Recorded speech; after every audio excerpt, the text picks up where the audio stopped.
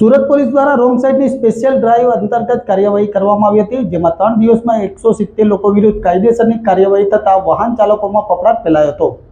Surat police દ્વારા અકસ્માતોની સંખ્યા ઘટાડવા માટે રોંગ સાઇડમાં આવતા વાહન ચાલકો સામે કડક અમલ કરી સ્પેશિયલ ડ્રાઈવ ચલાવવામાં આવી રહી છે। આ સ્પેશિયલ ડ્રાઈવ અંતર્ગત છેલ્લા 3 દિવસમાં કુલ 170 લોકો વિરુદ્ધ કાયદેસરની કાર્યવાહીઓ હાથ ધરવામાં આવી છે। તે ઉપરાંત તેઓના લાયસન્સ રદ કરવાની પ્રક્રિયા પણ હાથ ધરવામાં આવી છે।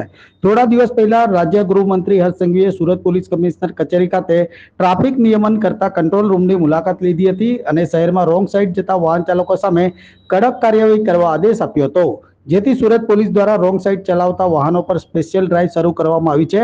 આ સ્પેશિયલ ડ્રાઈવમાં પોલીસ પાસે વાહન ચાલકો સામે નિયમોના ભંગ બદલ વધુ મેમો જનરેટ થયા છે તેવા ચાલકોના લાયસન્સ રદ કરશે। આ બાબતને લઈ સુરત ટ્રાફિક ડીસીપી અમિતા વાનાણીએ જણાવ્યું કે સમગ્ર શહેરમાં અમારી 80 થી વધારે ટીમો કામે લાગી છે। છેલ્લા 3 દિવસમાં કુલ 170 જેટલા વાહન ચાલકો વિરુદ્ધ કાયદેસરની કાર્યવાહી હાથ ધરવામાં આવી છે।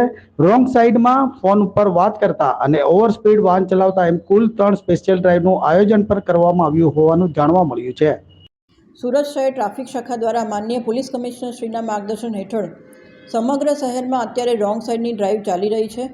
આ રોંગ સાઇડની ડ્રાઈવમાં સૌપ્રથમ અમે વાહન ચાલકોને અવેર કરી રહ્યા છીએ કે તમારું રોંગ સાઇડમાં વાહન ચલાવવાના લીધે તમે તમારી જીવની સાથે સાથે અન્ય વાહન ચાલકોના જીવ પણ જોખમમાં મૂકી રહ્યા છો અને રોંગ સાઇડની લીધે જે રીતે અકસ્માતો ધીરે ધીરે વધતા જાય છે એને રોકવા માટે સુરત શહેર ટ્રાફિક શાખા દ્વારા આ રોંગ સાઇડની ડ્રાઈવની સમજ આપવામાં આવી રહી છે। આમ છતાં પણ જે વાહન ચાલકો અવારનવાર રોંગ સાઇડમાં પોતાનું વાહન ચલાવી અને અકસ્માત માટે જવાબદાર બને છે એવા વાહન ચાલકો વિરુદ્ધ છેલ્લા 3 દિવસમાં 170 વાહન ચાલકોના લાયસન્સ સસ્પેન્ડ કરવા માટે આરટીઓને રિપોર્ટ કરવામાં આવ્યો છે અને આ ડ્રાઈવ એ હજુ વધુને વધુ સઘન બનાવી અને સુરત શહેરના રોડ ઉપર અકસ્માતનું પ્રમાણ ઘટે તેવી કામગીરી હાલમાં સુરત શહેર ટ્રાફિક શાખા દ્વારા કરવામાં આવી રહી છે।